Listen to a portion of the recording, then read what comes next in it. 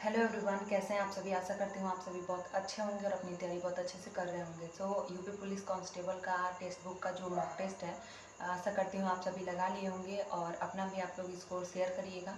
मैं भी अपना स्कोर बताने वाली हूँ, ठीक है।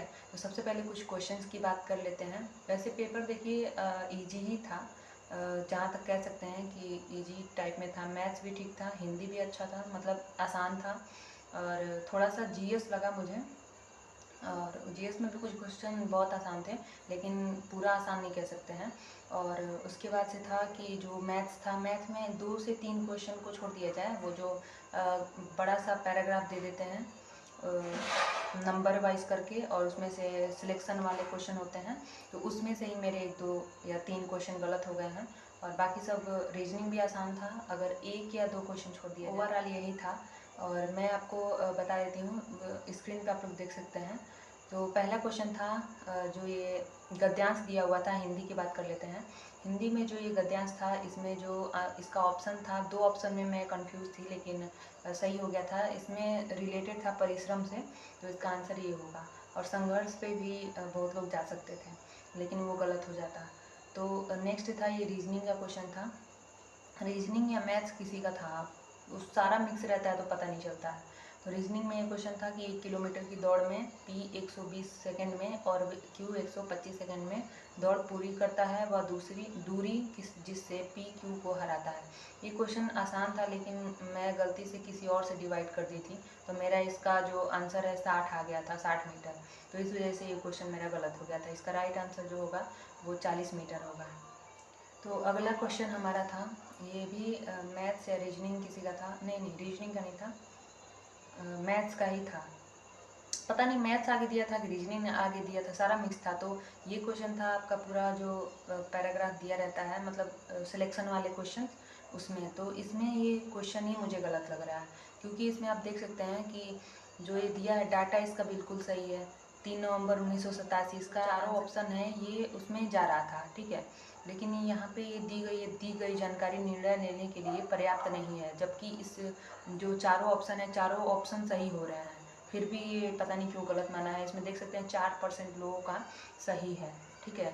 तो नेक्स्ट हमारा क्वेश्चन था, ये मेरा गलती हो गया, जल्दीबाजी में गलत हो गया था। 80% लोगों का सही है, और इसका दिया हुआ है 18, 20, 43 और 133 के बाद क्या आएगा, ठीक है। तो मैं ये पूरा कर दी थी, बस मुझे 4 से यहाँ पे करके और +5 करना था, ठीक है। और मैं यहाँ पे क्या कर दी थी, 5 ऐड नहीं की थी, 5 ऐड करना भूल गई थी, इसलिए ये गलत हो गया था। एक क्वेश्चन मेरा और गलत हो गया था जीएस में।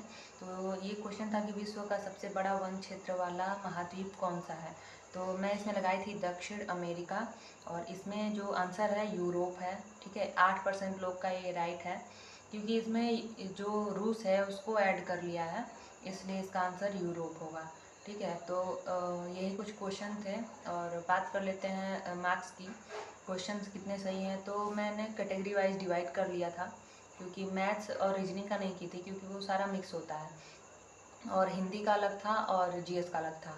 तो सबसे पहले जीएस की बात कर लेते हैं। जीएस में मेरे 25 क्वेश्चन सही थे, और बाकी के 13 क्वेश्चन जो हैं गलत थे। नेक्स्ट जो मैथ और रीजनिंग का था, उसमें 67 यानी 67 क्वेश्चन सही थे, और 8 क्वेश्चन गलत थे, ठीक है। और नेक्स्ट है हिंदी का। तो हिंदी में मेरे पूरे सही थे, यानी 37 क्वेश्चन वो पूरे सही थे।